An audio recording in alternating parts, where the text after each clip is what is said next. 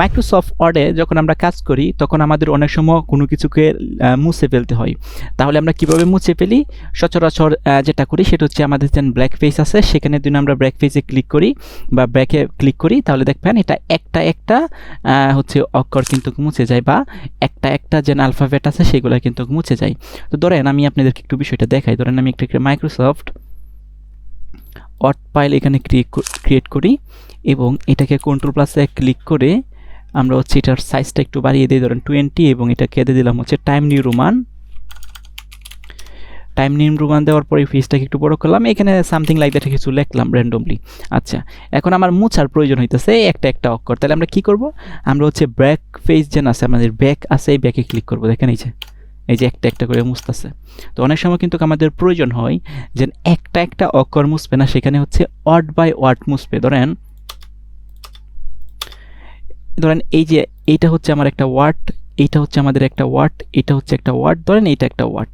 তাহলে আমাদের প্রয়োজন আমি দুদিন আমার কিবোর্ড থেকে ব্যাকে ক্লিক করি, তাহলে একটা একটা অক্ষর মুছতেছে। দেখেন একটা একটা অক্ষর মুছতেছে, কিন্তু আমি চাচ্ছি আমার ব্যাকে ক্লিক করলে মানে ওয়ার্ড বাই ওয়ার্ড মুছে যাবে। সেটা আমরা কিভাবে করব? তো সেটা করার জন্য আমরা র্যান্ডমলি এখানে কিছু টেক্সট নিয়ে আসি।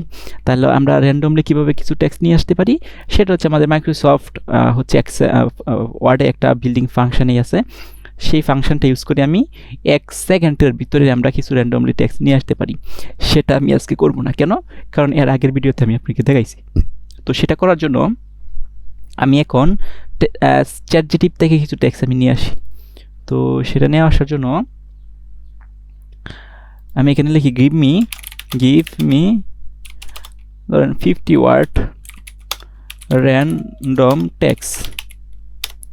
ওকে, এটা লেখার পর আমি হিট এন্টার চাপলাম। দেখেন 50 ওয়ার্ডের র্যান্ডম আমার টেক্সট দিল। এটাকে আমি কপি করলাম, কপি করার পর আমার এক্সেল ওয়ার্ড ফাইলে এখানে পেস্ট করে দিলাম। ওকে, ফাইন।